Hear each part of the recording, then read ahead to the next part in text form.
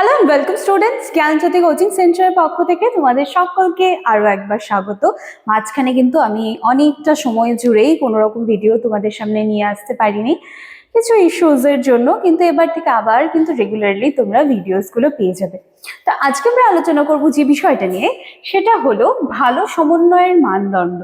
ঠিক আছে, good adjustment এভাবে কিন্তু তোমাদের সিলেবাসে দিয়ে দেওয়া আছে। তো এটা নিয়ে কিছু কিন্তু আজকে আমাদের ক্লাস বা আলোচনার বিষয়। ক্লাস বা আলোচনার বিষয় শুরু করার আগে এই জায়গাটা কিন্তু আমি প্রত্যেকদিন তোমাদের সাথে আলোচনা করে রাখি। দেখো, তোমরা যারা চাইছো আমাদের সাথে যোগাযোগ করতে, তারা কাইন্ডলি বোর্ডের কর্নারে দুটো কন্ট্যাক্ট নাম্বার দেখতে পাচ্ছ, যে কোনো একটি নাম্বারে কল করে কিন্তু আমাদের সাথে যোগাযোগ করে নিতে পারো। এছাড়াও কোর্স ফিটা নিয়ে তোমাদের কিন্তু অনেকের এখনো অনেক রকম কনফিউশন রয়েছে। দেখো, তোমরা যারা যে সেমিস্টারেরই হোক না কেন, তোমরা যদি মেজর স্টুডেন্টস হও, সেই ক্ষেত্রে তোমাদের কোর্স ফি রয়েছে মাত্র 1199 টাকা এবং মাইনরদের জন্য রয়েছে মাত্র 699 টাকা। বোর্ডের কর্নারে দুটো নাম্বার দেখতে পাচ্ছ, যে কোনো একটি নাম্বারে কল করে কিন্তু যোগাযোগ আমাদের সাথে করে নিতে পারো, কারণ অনলাইন ব্যাচের যে ক্লাসেসগুলো হয় সেইগুলো কিন্তু আমি শুরু করে দিয়েছি। ক্লিয়ার? চলো এইবার আমরা চলে আসি আমাদের আলোচনার বিষয়ে। দেখো, তাহলে আলোচনা করব আজকে আমরা কি নিয়ে। এই জায়গাটা আমি একটু ইরেজ করে দিচ্ছি, এটা আননেসেসারি, এটা প্রয়োজন নেই। দেখো, আচ্ছা, ভালো সমন্বয়ের মানদণ্ড কি বলা হচ্ছে?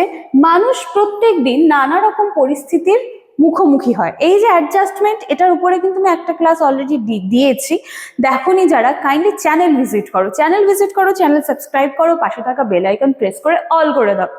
আচ্ছা দেখো, কি বলা হচ্ছে? মানুষ প্রতিদিন নানা রকম পরিস্থিতির মুখোমুখি হয়, যেরকম পরিবার, সমাজ, শিক্ষা প্রতিষ্ঠান, কর্মক্ষেত্র, প্রত্যেক দিন কোনো না কোনো পরিস্থিতি কিন্তু আমাদের সামনে এসে দাঁড়িয়ে যায়, হোক সেটা ভালো পরিস্থিতি, হোক সেটা খারাপ পরিস্থিতি। আচ্ছা, এই সমস্ত পরিস্থিতির সঙ্গে সুস্থ ও বাস্তবসম্মতভাবে মানিয়ে নেওয়ার ক্ষমতাকেই কিন্তু কি বলা হয়? অভিযোজন বলা হয়।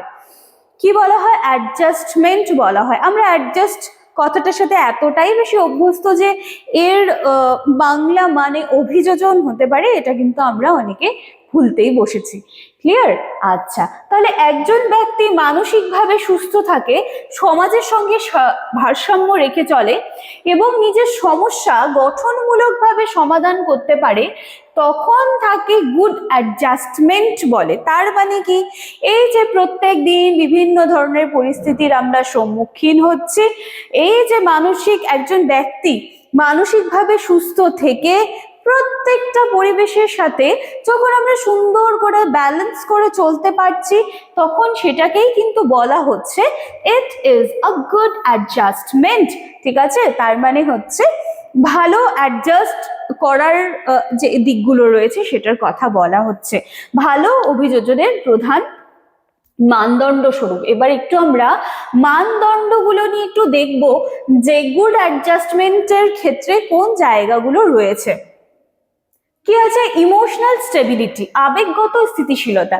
বলছে ভালো অভিযোজনের জন্য গুরুত্বপূর্ণ মানদণ্ড হলো আমাদের ইমোশনের উপরে কন্ট্রোল করতে শিখতে হবে, আমাদের ইমোশনকে নিয়ন্ত্রণ করতে জানতে হবে। যেমন কি, ব্যক্তি অল্পতেই রেগে যাচ্ছে না, দুঃখ, ভয়, হতাশা সমস্ত কিছুকে আমরা সুন্দরভাবে কিন্তু সামলাতে পারছি, আমরা কখনো প্যানিক করছি না, সিচুয়েশন যেমনই হোক। তাই তো? যেমন দেখো, পরীক্ষায় খারাপ ফল হলে কেউ নিজেকে সামলে নিয়ে আবার চেষ্টা করে, তার মানে কি? আমরা বলতে পারি যে সে ইমোশনালি ওয়েল অ্যাডজাস্টেড। ঠিক আছে? খারাপ পরিস্থিতি প্রত্যেক দিন আমাদের সামনে কিন্তু এসে দাঁড়িয়ে যায়, কিন্তু এই সমস্ত ক্ষেত্রে আমাদেরকে কোনো রকম ভাবে প্যানিক না করে সেই সিচুয়েশনকে কামলি হ্যান্ডেল করে আমরা যদি আমাদের ইমোশনটাকে সাথে সাথে নিয়ন্ত্রণ করতে পারি, তখন কিন্তু সেখানে বলা হয় যে ইমোশনালি ওয়েল অ্যাডজাস্টেড পারসন। ঠিক আছে? আচ্ছা, আরো কিছু মানদণ্ড দেখব। বাস্তবমুখী দৃষ্টিভঙ্গি, রিয়েলিস্টিক অ্যাটিটিউড। বলা হচ্ছে যে বাস্তব পরিস্থিতিকে যেমন সেভাবেই গ্রহণ করতে হবে, কল্পনার জগতে বাস না করে। আজকে যদি কেউ একটা খারাপ পরিস্থিতির সম্মুখীন হচ্ছে, তাহলে তাকে সেটা মেনে নিতে হবে যে হ্যাঁ, পরিস্থিতি এখন খারাপ আছে, চেষ্টা করছি এখান থেকে কাটিয়ে ওঠার, ডেফিনেটলি ভালো দিন আসবে।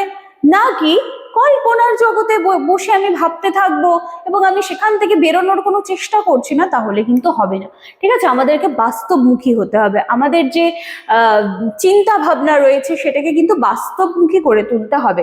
ক্লিয়ার? দেখো, সবাই ডাক্তার হতে পারবে না, এটা মেনে নিয়ে নিজের যোগ্যতা অনুযায়ী লক্ষ্য ঠিক করা হচ্ছে বাস্তবমুখী মানসিকতার লক্ষণ। এবার সব কাজ সবার জন্য তৈরি হয়নি। কেউ খুব ভালো পড়াতে পারেন, কেউ খুব ভালো চিকিৎসা করতে পারেন, কেউ খুব ভালো ছবি আঁকতে পারেন। ঠিক আছে, যে যেই কাজে পারদর্শী তাকে তার সিচুয়েশন বা তার ক্ষমতা বুঝে নিতে হবে এবং নিজের ফিল্ডে কিন্তু খুব ভালো কাজ করে দেখাতে হবে। এই হচ্ছে ব্যাপার, বাস্তবমুখী দৃষ্টিভঙ্গি রাখতে হবে সবসময়। তারপর কি সোশ্যাল অ্যাকসেপ্টেবিলিটি, সামাজিক গ্রহণযোগ্যতা। বলছে ভালো অভিযোজন মানে সমাজের সঙ্গে সুস্থ সম্পর্ক বজায় রাখা, সামাজিক নিয়ম মূল্যবোধ মেনে চলা, অন্যের অনুভূতির প্রতি শ্রদ্ধাশীল, সামাজিক ও সহানুভূতির মনোভাব রাখা। যেমন কি ক্লাসে বা কর্মক্ষেত্রে সবার সাথে মিলেমিশে কাজ করতে পারা, এটাও কিন্তু একটা গুড সোশ্যাল অ্যাডজাস্টমেন্টের দিক কিন্তু দেখায়। তারপর কি satisfaction of needs in socially approved ways, মানে কি সামাজিকভাবে গ্রহণযোগ্য উপায় চাহিদা পূরণ। এটা কি বলা হচ্ছে যে মানুষের চাহিদা ডেফিনেটলি থাকবে, কিন্তু সেইটাকে আমি ভুল পথে কখনো পূরণ করতে চাইবো না, বা সেটাকে আমি কখনো ভুল পথে সেটাকে পূরণ করবো না। যেমন অবৈধ বা অসামাজিক পথে আমি সেটাকে কখনোই ফুলফিল করতে চাইবো না। আমার নিডস গুলোকে সেটাকে আমি সবসময় দেখবো যেন সৎ পথে হয়। ঠিক আছে, এটাই হচ্ছে সেই বিষয়। যেমন অর্থের প্রয়োজন হলে চুরি নয়, হার্ড ওয়ার্ক করো, আর্নিং করো। ঠিক আছে, এই হচ্ছে বিষয়। আচ্ছা, তারপর কি absence of excessive conflict and anxiety, অতিরিক্ত দ্বন্দ্ব উদ্বেগের অভাব। এই জায়গাটা কিন্তু প্রত্যেক দিন আমরা সবাই ফিল করে থাকি। ঠিক আছে, বলছে মানসিক ভালোভাবে যদি অভিযোজিত একজন ব্যক্তি থাকে বা একজন ব্যক্তি যে খুব ভালো অ্যাডজাস্ট করছে, তার মধ্যে আমরা দেখবো যে মানসিক দ্বন্দ্ব খুব কম থাকে, যে এটা করব নাকি সেটা করব, সেই যে কনফ্লিক্টটা সেটা কিন্তু খুব কম থাকে। অহেতুক দুশ্চিন্তা করে না এবং সমস্যা এলে সেটা সমাধানেরও চেষ্টা করে। ঠিক আছে, আর কি পজিটিভ সেলফ কনসেপ্ট, এটা কি বলছে ভালো অভিযোজনের আরেকটা গুরুত্বপূর্ণ দিক হলো যে নিজেকে সবার আগে রেসপেক্ট করতে হবে, নিজের প্রতি সবসময় সম্মান বোধ থাকতে হবে, কনফিডেন্স থাকতে হবে, নিজের শক্তি এবং নিজের দুর্বলতা দুটোই মেনে নিতে হবে। দেখো, প্রত্যেকটা মানুষ সকলেই কিন্তু পারফেক্ট নয়। ঠিক আছে, আমার মধ্যেও কিছু ভালো জিনিস আছে, খারাপ জিনিস ডেফিনেটলি আছে। তাহলে কি ভালো জিনিসগুলোকে আমি যতটা না ঘষা মাজা করছি, ততটাই কিন্তু আমার মধ্যে থাকা খারাপ দিক বলো বা দুর্বলতাগুলো বলো, সেগুলোও কিন্তু আমাকে আইডেন্টিফাই করতে হবে। সেটা আমাকে বুঝতে হবে যে হ্যাঁ, এই দিকগুলো কিন্তু আমারও কিছু দুর্বলতা রয়েছে, কিন্তু এই জায়গাগুলো আমারও খুব ভালো রয়েছে। তো দুটোকেই কিন্তু তোমাকে খুঁজে বের করতে হবে। ঠিক আছে, যে আমি পারবো, এই বিশ্বাস থাকা মানেই কিন্তু এটা একটা হেলদি অ্যাডজাস্টমেন্ট। আচ্ছা, তারপর কি নমনীয়তা, বলছে পরিস্থিতি বদলালে নিজেকেও বদলাতে পারা। যেমন সবসময় একগুঁয়ে জেদি মনোভাব রাখাটা ঠিক নয়, নতুন পরিস্থিতির সঙ্গে নিজেকে অ্যাডজাস্ট করতে হবে এবং যদি হঠাৎ করে কখনো সেটা পরিস্থিতি হোক, পরিবেশ হোক, কোনো যদি চেঞ্জ আসে, সেটাকে কিন্তু আমাকে মানিয়ে নিতে হবে, সেটাকে মেনে নেওয়ার ক্ষমতাও আমার মধ্যে থাকতে হবে।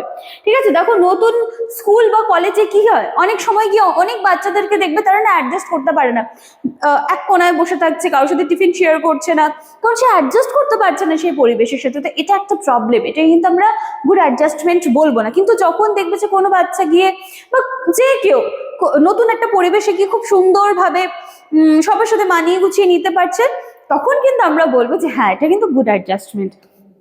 ঠিক আছে, আচ্ছা, আর কি আছে সমস্যা সমাধানের ক্ষমতা। বলছে ভালোভাবে অভিযোজিত ব্যক্তি সমস্যাকে কখনো এড়িয়ে যায় না, যুক্তি বুদ্ধি দিয়ে সবসময় কিন্তু সেটা সলভ করার চেষ্টা করে এবং অন্যের সাহায্য নিতেও কিন্তু কখনো দুবার ভাবে না। ঠিক আছে, তো এই ছিল কিন্তু আজকে আমার ক্লাস বা আলোচনার বিষয়। খুব সুন্দর একটা টপিক, মুখস্থ করার কিচ্ছু নেই, ভিডিও দেখলেই আশা করি লিখে আসতে পারবে এক্সামে। তো চলো, আজকের ক্লাস বা আলোচনার বিষয় আমার এতখানি ছিল। দেখা হচ্ছে আবার নেক্সট দিনের ক্লাসে।